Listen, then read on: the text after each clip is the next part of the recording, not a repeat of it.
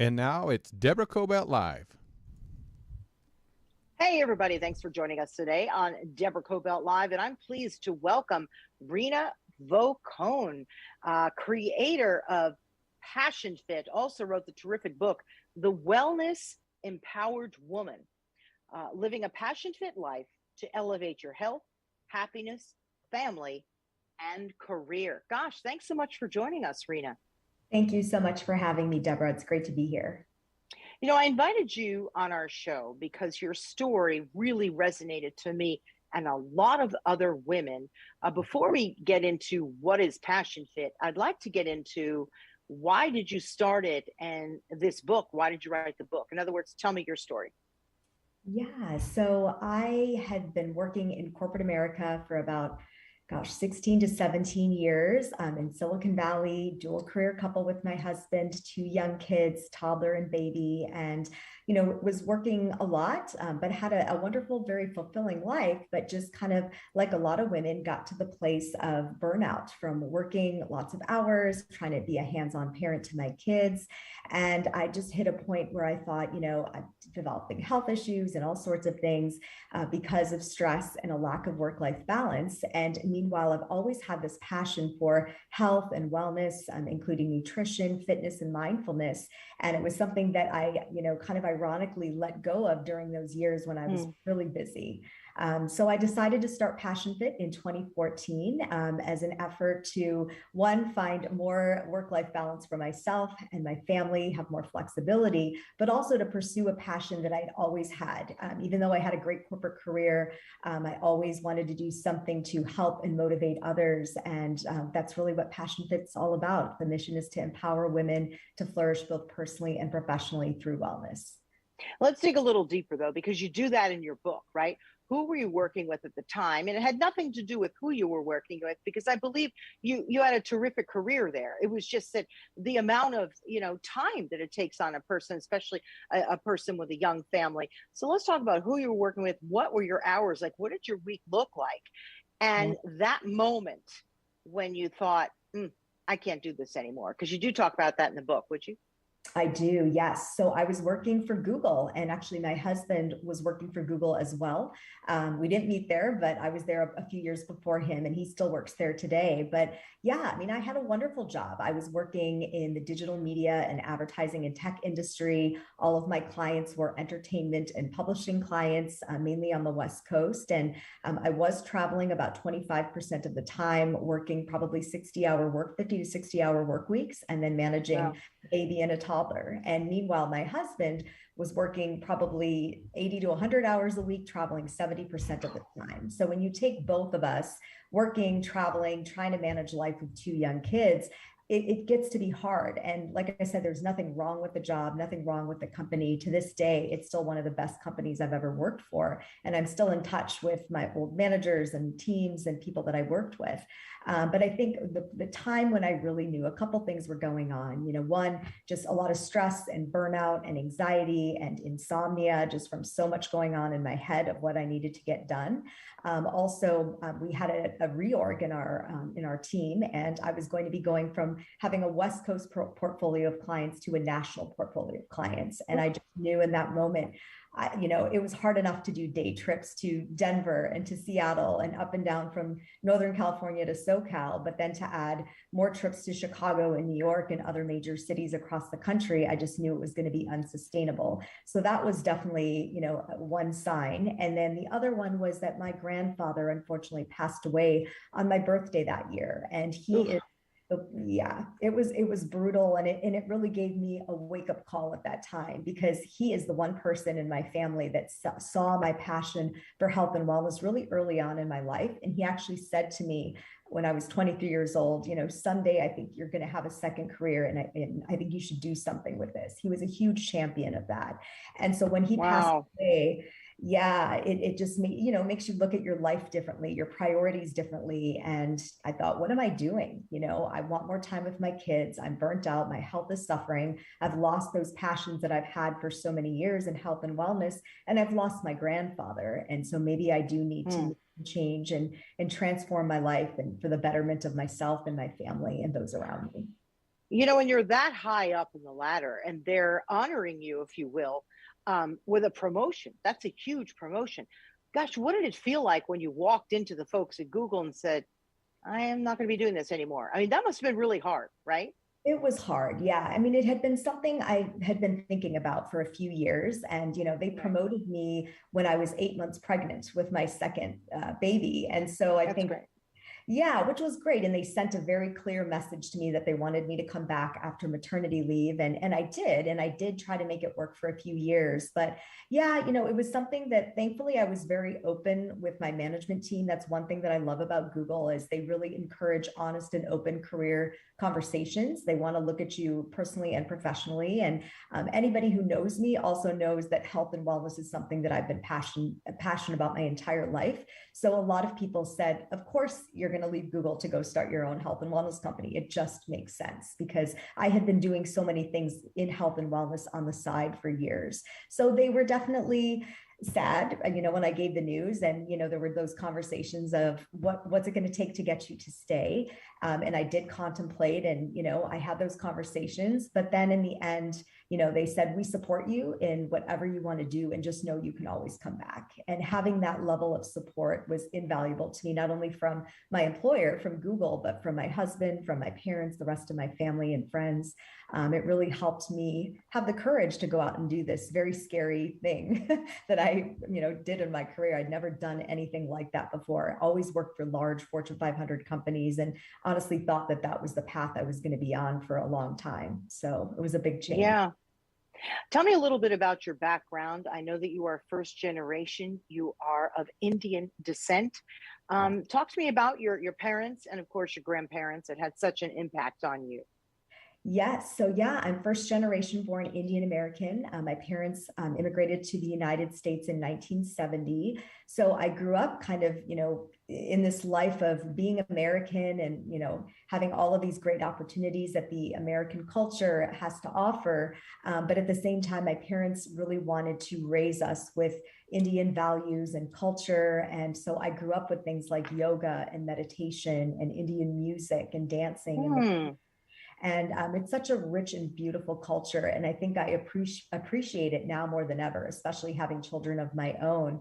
And so that really had a huge emphasis in my life. And it's something when I started PassionFit and I thought about my holistic wellness philosophy, I naturally gravitated towards how I was raised. So I am a huge believer in mindfulness and meditation in ways that work for you. I think it's something that's so personal and it's different for everybody. I don't think everyone needs to sit on the floor and meditate for 30 minutes in silence. I think you can go hiking, you can listen to music, you can practice yoga. There's so many different ways, go cycling outside in the mountains. There's a lot of different ways to practice it, but I really try to encourage people to find that. I'm a big believer in natural, whole, organic foods, really trying natural remedies for health whenever you can. Obviously, when your doctor prescribes you with medication that you need to take, absolutely. But if you can also pair that with some natural, foods that you're eating in your diet and just how you're moving your body every day and approaching your mindset, I think that can also be a really great complement to managing your overall health. We have got to get there because we're moving at way too fast, particularly in this country. For those of us whose family came from other places where they don't quite move at such a pace, I don't think we're ready. We haven't evolved to handle all this. It's just too much. And I agree with you with the medicine. If you need it, great, but let's try some other alternatives. And you give a lot of examples in the book. You talk about that.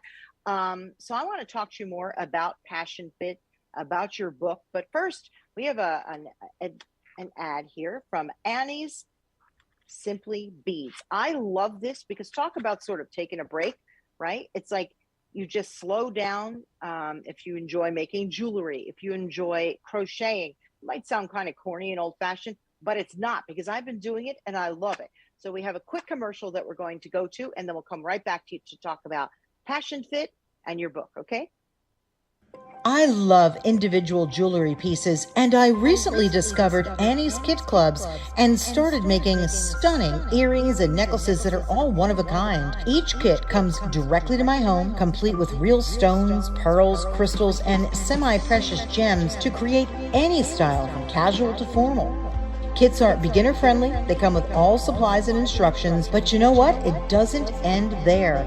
Annie's Kit of the Month Club also includes crochet and knitting clubs to make your own socks, gloves, and afghans. There's also a creative girls club, a young woodworkers club, so much more. Get 75% off of your first month of a kit subscription with the promo code DKLive75. Go to Annie'sKitClubs.com and discover a relaxing, unique way to create something truly special for you and your family. That's DKLive75 to get 75% off. Okay, thanks so much for playing that commercial. I love Annie's. I hope our audience sort of gets involved and see what they're about, because I've been using them, and that's actually helped me calm down. You talk about meditation, right, Reena? That is something that I have a lot of friends who actually crochet, and I would watch them thinking, oh, I don't know if that's for me. I started doing it. It was fabulous. And also some earrings that I've done, really a terrific way to be mindful, right? To sort of take a moment and be quiet somewhere. Let's talk about PassionFit, because that's quite a pivot, right? From going from Google to deciding to do this. But again, you said you had this in your mind for a while. Talk to me about what is it, because you offer quite a bit with PassionFit. I want you to tell our audience. Yeah, thank you, Deborah. Yeah, so, the interesting thing is I'm still using a lot of the skills, the business, marketing, digital media, advertising skills that I studied in college and graduate school and had in my corporate career with PassionFit, because I create a lot of digital media and content, do a lot of marketing and advertising. So the company is kind of threefold. We produce products, services, and content. And, when I was kind of pursuing this a little bit on the side before I finally decided to make the pivot, I started with a YouTube channel and a blog as well. So I started to create content around things that I felt were helpful to other people, whether it was nutrition tips or movement and fitness tips, mindfulness tips, productivity, or even work-life balance tips. And what I wanted to do is kind of gauge where there was a need in the market. How could I solve a problem for other women like me who were trying to balance so many different things, whether they had kids or not, but just, busy and stressed and not making enough time for their own self-care. So we have an online course on work-life balance. Also, as you mentioned earlier, I wrote and published my first book in June of last year called The Wellness Empowered Woman. I have an online boutique of activewear and accessories to lead a healthy and active lifestyle. Some of the services that we offer include wellness retreats, fitness and dance and yoga classes, speaking engagements for companies, nonprofits, universities, schools, and then media appearances as well. Different types of coaching and consulting around personal and professional development, and then as well as the blog and the YouTube channel. So there's just a lot of different options. Yeah. That's a lot. Look, talk to me about that retreat, because as soon as you said that, I thought, oh, ding, ding, ding, ding, ding. Where is it? I mean, when's your next one? Because that's something I'm trying to get more involved with, right? Because I enjoy surrounding myself with like-minded women. And a retreat is something that I've been wanting to do. And just when I sort of finally got interested in doing it, bam, there was COVID. So tell me a little bit about the retreats. Yeah, so the retreats, it's really all around the concept of creating community. And I have been fortunate enough in the last 7.5, almost 8 years of running PassionFit to create both an online and then a local wellness community throughout California. So the wellness retreats are really kind of encompassing all of the different offerings that PassionFit has to connect women together to take a day or a weekend for themselves. So that would include, a fitness class, some sort of a movement class. It would involve a guided meditation. It would involve a facilitated group discussion and workshop around a topic that's really important and top of mind for women at that particular stage. I mean, obviously right now we're over 2 years into the pandemic, and that has created a whole host of mental and physical health challenges for many. So those are the types of topics we would cover. But then there's fun too. There's, healthy, nutritious meals and a discussion about healthy eating. There's time outside in nature, hiking or walking along the beach. There's time at the spa. Usually we do massage appointments for all the attendees. They get to sit in the jacuzzi, lots of take-home gifts, and so much more. So it's a really full experience. Talk to me about what really resonates with people, right? Because you're listing for me what you offer, but what I want to know is, I want to get to the heart of people. Like when they come to you and they're struggling and they say, oh my gosh, I'm just where you were when you were working 60 hours a week. What are they telling you from their heart, right? And what are people needing? And the biggest one is, how do you get there? I personally think it's very difficult to make that leap. You know, you might just say, believe in yourself. Well, okay, but then how do I get there, right? Like, because you might be up at night thinking, oh gosh, I want to do this, but I don't know how. I don't know if I can. How do you get to the mindset?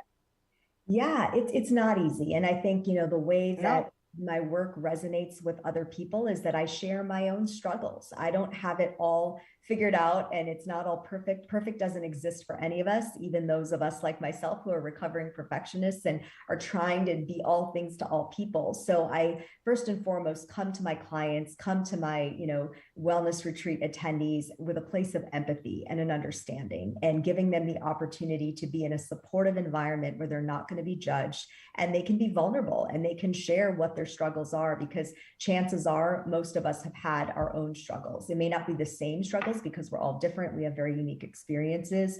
But I think coming into a community where you feel heard and seen and understood and not ashamed of your struggles, because we're all human and we have them, I think that's the first step, is just feeling like you're not alone. And I talk a lot about that in the book, the importance of and sisterhood and all of that. So that's kind of the first step. And then it's knowing that I'm a behavior change specialist and have a certification in that, and along with health coaching and other things. And, it doesn't happen overnight. And I think a lot of times we set ourselves up for failure when we set too big of goals. So the real key is to do a self-assessment. This is what I do with my clients. And we just look at, honestly, where are you now? Let's just put it all on the table. And then let's look at where you ideally would want to be. And then let's figure out step by step how we can get you there by focusing on one small behavior change at a time, where you can feel good about it and feel successful with that small change. As an example, if, within your healthy eating, changes you want to make, if it's focusing on one new vegetable a week, maybe we start with that. And when you've done that for a period of time, usually research shows about 2 months worth of making a change and doing it daily can then make it into a daily habit. And once you accomplish that and you positively reinforce every step of the way that you did it, then once it becomes a regular habit, you can move on to the next goal and the next change. So that's a big focus for me, is to make it small bite-sized pieces, be realistic, and be very honest about it. And if you struggle and you take a couple steps back, that's okay, because it's part of being human. And I want to always be connecting with people on a very human level. That's very important to me. Well, you get up and try again. You get up and try again. It might be 365 days. It might be double that, triple that. You just get up and try again, right? I'll tell you, I'm going to confess one of my really tough ones, and I've been thinking about it. You talked about being a behavioral person, right? That you specialize in that. Here you go. You can work on me for a second. Okay. Eating when nobody's looking. I don't care what you call it, binging, whatever it is. I love it. It makes me happy. I could be sad, I'll go for it. I could be happy, I'll go for it. It's a crowd of people. There's nobody around. It's my all to purpose. I'm of Italian descent. Food was everywhere. And I try every day to be good and not pick. And I don't even pick on bad stuff. I have to be clear. I'm not a potato chip kind of girl. I don't even like candy. It's just whatever's around. And I notice I need to be accountable to me.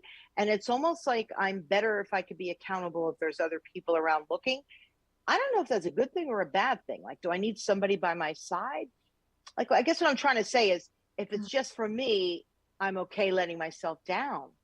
But if there's somebody else around, I don't want to let them down. Does that make sense? Yeah, it makes complete sense. And I hear what you're saying, and I know where you're coming from, right? And I think society and a lot of cultures put this sort of pressure on food and eating, and they put some shame around it. So I would say, you deserve to enjoy food. Like you said, Italian food is such an amazing cuisine. You're of Italian descent. And I think the first step would be to remove the shame from it, because by enjoying food, you're not doing anything wrong. And you don't necessarily, accountability is important when you're trying to reach a goal. Having community support and holding each other accountable can certainly help. But I think the accountability should be one that is supportive and that says, you know what, you don't have to deprive yourself of the foods you love. And as you said, you're not eating potato chips, but even if you were, my philosophy is moderation versus self-deprivation. So if you can follow the 80-20 rule, 80% of the time you're really focused on your portions and the quality of the foods that you're eating, then that other 20% of the time you can enjoy it, whether no one's looking or someone's looking. You can enjoy your food as well, because it's meant to be enjoyed. So I would say take away the shame and maybe just focus on portions and quality, and then it's still allowing yourself to enjoy it as well. Yeah, but as stated in your book, that mindfulness, getting your mind to go somewhere where you're present and you're at one, if you will, just like, what you're saying that you grew up with, the practices you grew up with, and being centered with mind, body, nature. To me, I think nature, we've gotten so far away from that. That's got to be part of our daily something, don't you think? Absolutely. We are way too connected. We're always on our screens. You look at the younger generations, and we didn't all grow up with this in the way that the younger generations and our kids are. So yeah, I think getting away from the daily grind, from technology, from, like you're saying, practicing that mindfulness, really being present in what you're doing and enjoying your food and enjoying, the history of the food or how it was made and prepared, and chewing slowly and enjoying each bite, I think can also help with, controlling the portion sizes, enjoying it and feeling satisfied after the meal. And then, feeling good about what you put into your body and how you're mentally and emotionally feeling about it as well. Sometimes these seem like phrases, but if you repeat the phrases enough, they do work, right? Just like in one of your chapters, in chapter 6, no matter what else is going on, keep moving. And it doesn't mean keep going toward the storm. It just means keep moving, keep going for the walk, keep thinking about what you'd like to do, right? I like that you give us inspiration in each chapter. What do you mean by that? Keep moving. Tell me about your personal experience, why you wrote that chapter. Yeah, so that on the one end, you could look at it very literally and say, keep moving, like physically moving, right? With fitness or walking and that type of thing. But there's also the more figurative meaning, which is keep moving through life, right? Even like we were talking about, you stumble, you fall, you get back up, you face a perceived failure or a challenge, you keep going, you keep moving, you learn from it, you figure out maybe what you could do differently, but you don't beat yourself up about it. Because we all know that life is hard at times. It can be very challenging, but it can also be very beautiful and adventurous and wonderful. So it's taking the tough times with the good times, but just allowing yourself to keep taking steps forward so that you can learn and grow and progress in your life. And yes, by moving physically, that's going to also help with your mental health and your physical health to allow you the strength and the courage and the stamina to keep going through life, no matter what comes your way. A big thing here in your book, and you talked about it, is community. I feel like we've gotten away from that in our society. Community, whether it's your neighbors up and down the street looking out for one another, or whether it's, taking a pause and calling a friend or someone, family, whoever it is, coworker, and be part of a community that you can discuss with. That is sort of woven into everything that you do, right? At PassionFit, that you talk about in the book, right? Yes, absolutely. And you're right. I think in the last 2 years of the pandemic, we've lost some of that sense of community. We're on Zoom all day long, or at least we have been previously, and we're not connecting with people for fear of the spread of COVID, right? It's almost like it was a natural, hindrance on our sense of community. I know for me with PassionFit and even with writing this book, it was very important to me to just, if I had to, one, with the community, move it all online during the last 2 years where we had to, because I thought this is a time where people need community now more than ever. So if we can't physically be together, we're going to still support one another. I did some virtual retreats. I did, virtual classes, speaking engagements, workshops, just to keep people together and keep them motivated and to have some hope, because I think a lot of people had lost hope during the last 2 years. And then even in the book, I talk about community, and I also, talk about in the very beginning about the fact that when I started writing the book in June of 2019, I didn't realize I'd be writing it through a pandemic, but it's the pandemic that really pushed me to keep going, because a lot of the messages and learnings and takeaways that I was already planning to write about just felt even more important and even more urgent and imminent during that time. And so I'm really happy that I was able to push through, and I hope that it continues to help people. I've gotten wonderful feedback from people that have read it. And yeah, I think the biggest part of that is community, knowing you're not alone. We're all in this together, whether it's online or in person. I think it's important for everybody to try to not isolate themselves and to seek out community, big or small, so that whether it's your family, your friends, your local neighborhood community, so that you don't have to go at it alone. Mm. How has this affected your family by taking a pause and doing what feels right for you? What's inside your soul? How has this affected your children in particular, your husband, everyone? Yeah, it has had a wonderful effect on my family. I think my kids, starting with them, they really felt the difference. I tried to be as present as I could when I was working through my corporate career, but they really wanted me to be around. I still remember my older son, really quick short story. He used to say, he would cry and say, "I want you to be a mommy in the crowd. I want you to be one of the mommies that's there to pick me up right after school," because we had a really lovely after school care program right on site. And they would just stay there for about an hour, but there was something in his mind. I had said, "Honey, there's dads there are grandparents, there are nannies. It's not only mommies." He's like, "I know, but I want you to be there." So that was a big thing for me, is I want my kids to remember that I was there to pick them up from school, to go to all of their soccer and basketball games, to help them with their homework. So having, not that I wasn't doing those things before, but I was much more stressed, much less present as I became, when I, had the flexibility and the ability to be around more.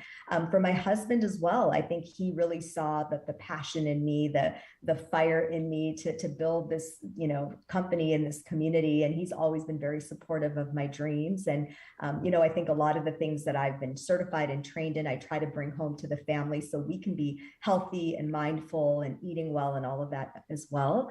And I just think it's really been great for our family. And it's been great for my kids to see me continuing to build a career that I love.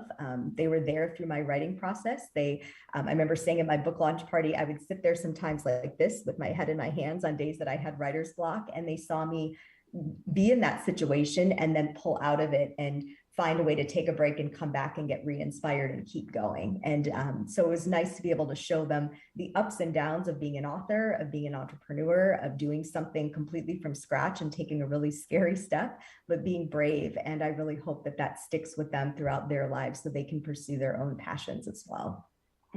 Reena, tell our audience how they can find the book, obviously probably on your website and also Amazon. But if you could tell our audience also how they can get in touch with you and get more involved with PassionFit and all that you offer there, please. Absolutely. And thank you for that. Yeah, the easiest way to get in touch with me is my website, which is passionfit.com. My email is reena@passionfit.com.